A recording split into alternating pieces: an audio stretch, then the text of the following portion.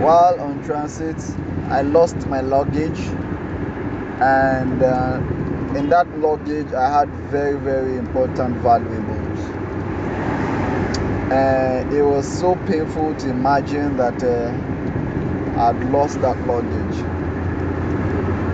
So for several days after that particular incident, I kept calling and I kept visiting, hoping that somebody would break the news to me that my luggage had been found and it wasn't missing.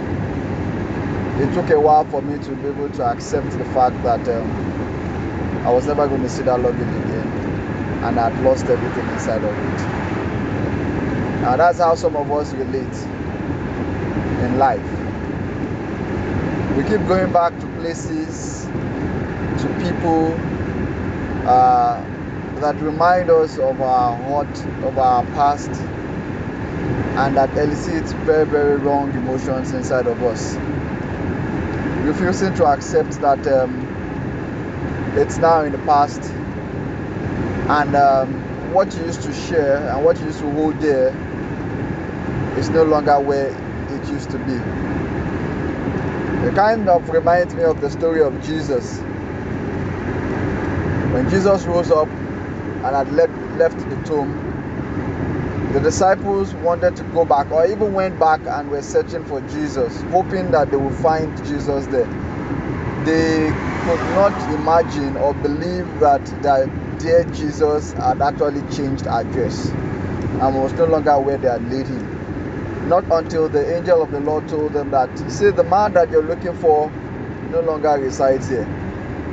And if you keep coming back here, you only keep getting frustrated and getting angry and sad. Before they woke up and they accepted that indeed Jesus had risen.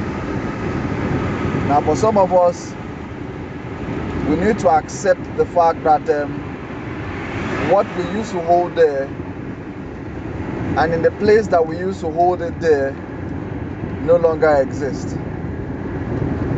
They've moved on. You've moved on.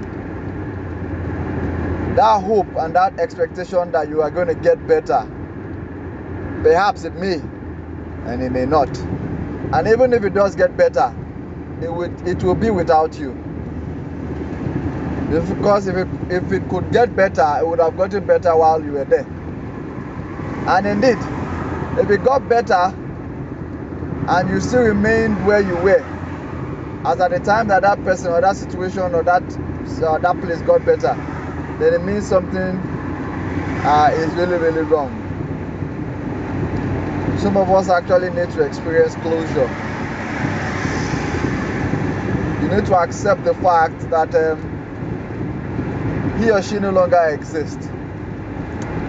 What you shared no longer exists. That place that you hold dear and you are fond of no longer exists, and you need to move on. Closure is what helps you to accept in totality that you need to go ahead.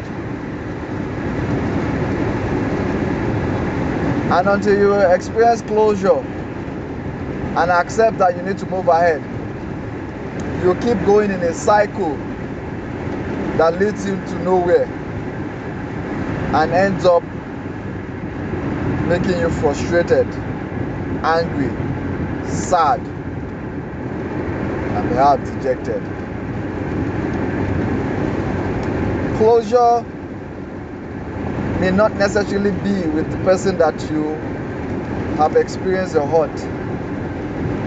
So for example, somebody broke your heart or disappointed you, and you're expecting the person to apologize to you before you can experience closure or move on. That person may never apologize to you, because that person may never accept that he has done you wrong. When you are doing closure, you're doing it for yourself, not necessarily because you want that person to know or accept that he has done you wrong. Closure is for you, not for that person. Whatever the person wants to do with his or her life is none of your business. But what you want to do with your own life is paramount. And that is why you, by yourself, by your own terms, in your own way, must take yourself through the experience of closure. And come to that understanding that life goes on and you must go on. Allow yourself to experience closure because your life needs it. Your future needs it. The people that are linked to you, related to you, need you to experience that closure. Are you going to experience closure today? Are you going to accept closure today? Is that one thing that you should do? I wish you well.